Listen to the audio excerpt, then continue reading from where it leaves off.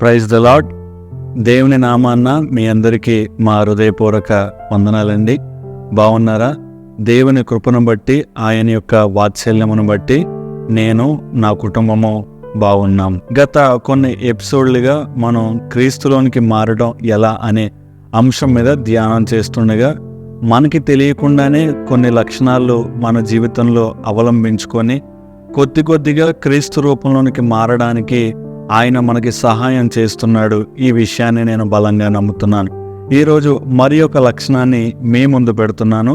దయచేసి స్కిప్ చేయకుండా వీడియోనంతా చూడడానికి ప్రయత్నం చేయండి. ఈ ప్రపంచంలో అందరూ నీతిమంతులుగా జీవించాలని కోరుకుంటూ ఉంటారు. అలా జీవించాలి అని అనుకున్న సమయాల్లో అసలు నీతి అంటే ఏంటి, ఆ నీతిని మన జీవితంలో ఎలా అవలంబించుకోవాలి, నీతి అనే లక్షణం యొక్క అవసరం ఏంటో మనకి తెలియాల్సిన అవసరం ఉంది. అందుకే ఈరోజు మనం యేసుక్రీస్తు యొక్క జీవితంలో నుండి ఆ నీతిమంతుడు, ఆ నీతి అనే లక్షణాన్ని మనం తెలుసుకుందాం, ధ్యానం చేద్దాం. రండి, నాతో పాటు మీరు కూడా నేర్చుకోవడానికి ప్రయత్నం చేయండి.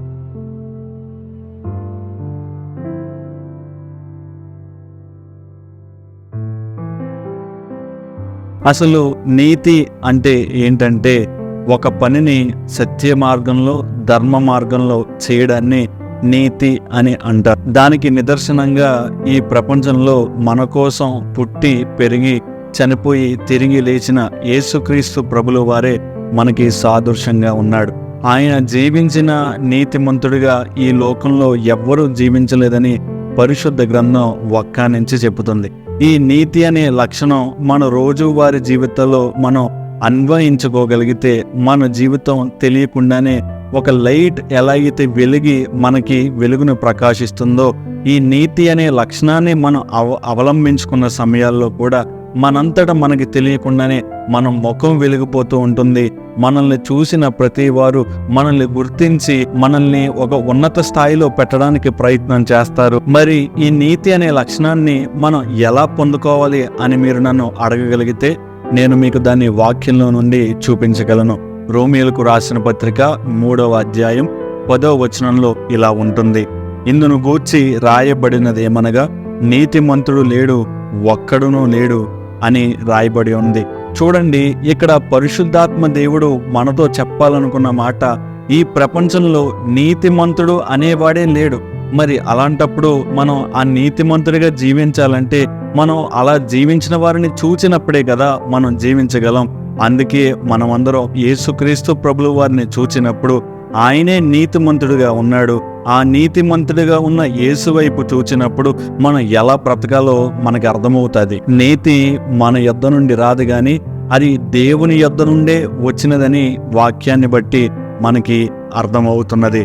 మనం ఆయన పట్ల విశ్వాసం ఉంచి మనం మన పాపాల్ని ఒప్పుకొని యేసుక్రీస్తు ప్రభుల వారే నిజమైన దేవుడు, ఆయనను నమ్ముకోవడం ద్వారానే మనం పరలోకం వెళ్ళగలమని ఆయన యొద్దకు వచ్చి ప్రార్థన చేయగలిగితే మనంతటా మనకి తెలియకుండానే ఈ నీతిమంతుడు అనే లక్షణాన్ని, ఈ నీతి అనే లక్షణాన్ని మనం అన్వయించుకోగలం మన జీవితానికి.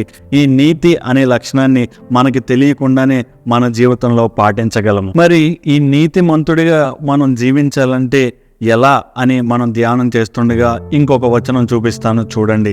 మత్తయి రాసిన సువార్త 6వ అధ్యాయం 33వ వచనం: కాబట్టి మీరు ఆయన రాజ్యమును నీతిని మొదట వెతుకుడి, అప్పుడు అవన్నీ మీకు అనుగ్రహింపబడును. ఇక్కడ దేవుడు మనతో చెప్తున్న మాట, మొదటిగా మనం ఆయన రాజ్యాన్ని వెతకాలి. తర్వాత మనం ఆయన నీతిని మొదట వెతికినప్పుడు మనకి అవన్నీ అనుగ్రహింపబడతాయి.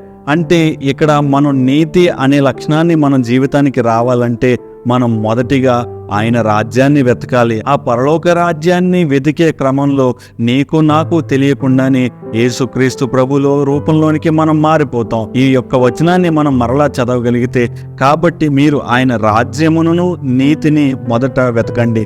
ఇక్కడ ఆయన చెబుతున్న మాట, ఆయన రాజ్యాన్ని మనం వెతకటం ప్రారంభించినప్పుడు మనకి తెలియకుండానే ఆయన రూపంలోనికి మనం మారిపోతాం.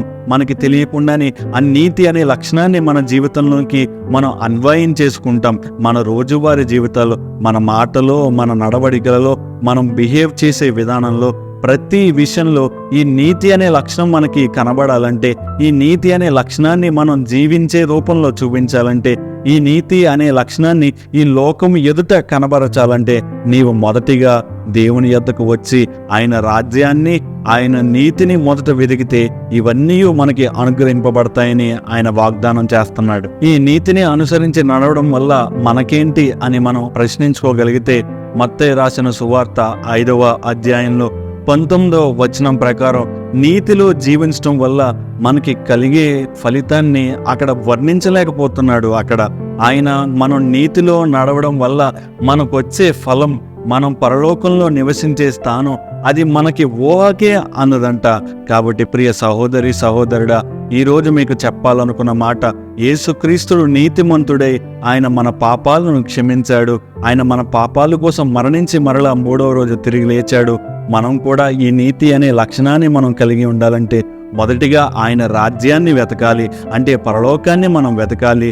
తర్వాత ఆయన నీతిని వెతికినప్పుడు ఆయన మనకి పరలోక రాజ్యాన్ని ఖచ్చితంగా మనకిస్తాడు. మరి ఈ నీతి అనే జీవితాన్ని మన జీవితంలో ఎలా అన్వయించుకోగలమో 3 విషయాలు చెప్తాను. మొదటిగా, దేవుడు మన మీద ప్రేమతో రాసిన ఈ పరిశుద్ధ గ్రంథాన్ని చదివి మనం ధ్యానం చేసినప్పుడు నీతిమంతుడిగా ఎలా జీవించాలో మనకు అర్థం అవుతుంది. రెండవదిగా, ప్రార్థనలో ఎక్కువసేపు మనం గడిపినప్పుడు మన రోజువారీ 24 గంటల్లో కనీసం 2 గంటలైనా దేవునితో మనం మాట్లాడగలిగితే అది ప్రార్థన రూపంలో మనంతటా మనకి తెలియకుండానే మనం ఆయన రూపంలోనికి ఖచ్చితంగా మారిపోతాము. మూడవదిగా, మన హృదయం తెరవాలి. అంటే మన హృదయం కరుణతో, దయతో, ప్రేమతో, సహాయం చేసే గుణలక్షణంతో, తగ్గించుకునే జీవితంతో, సేవ చేసే యొక్క లక్షణంతో మన హృదయం తెరవబడి ఆ లక్షణాలతో గాని నింపబడితే నీకు తెలియకుండానే నీతిమంతుడిగా మారిపోతావు. అంటే నేను మీకు చివరిగా చెప్పాలనుకున్న మాట, మనం గాని నీతిమంతుడిగా మారాలంటే ఈ లోకంలో నీతిమంతుడైన వాడు ఎవ్వడనూ లేడు. కాబట్టి మన ప్రభువైన యేసు వైపు చూచుచు ఆయననే మాదిరిగా తీసుకొని ఆయన రాజ్యాన్ని, నీతిని మొదటిగా వెతికిన ఎడల మనలో ప్రేమ, సహనము, దయ, కరుణ, నీతి అనే ఈ లక్షణాలు మనలో తెలియకుండానే మనకి అవలంబించేస్తాయి. చిన్న ప్రార్థన. గనుడైన దేవా, నీకు వందనాలు. ఈరోజు వాక్యం ద్వారా మాట్లాడో ఈ నీతి అనే లక్షణాన్ని మేము కలిగి ఉన్నప్పుడు, అయ్యా మేము పరలోక రాజ్యానికి వస్తామని, అప్పుడు మాకు అవన్నీ అనుగ్రహింపబడతాయి అన్నట్లుగా మేము మొదట మీ రాజ్యాన్ని వెతికి, మీ నీతిని వెతికి మేమందరం పరలోక రాజ్యం వచ్చినట్లుగా మా హృదయాన్ని నీ కోసం తెరచి రోజు వాక్యాన్ని చదివి రోజు ప్రార్థించుకొని నీ పాదాల యొద్ద తండ్రి నీవు ఇచ్చే ఆ మాట కోసం వేచి చూస్తుండగా మీరే సహాయాన్ని అనుగ్రహించమని యేసు నామమున అడుగుచున్నాము తండ్రి. ఆమేన్.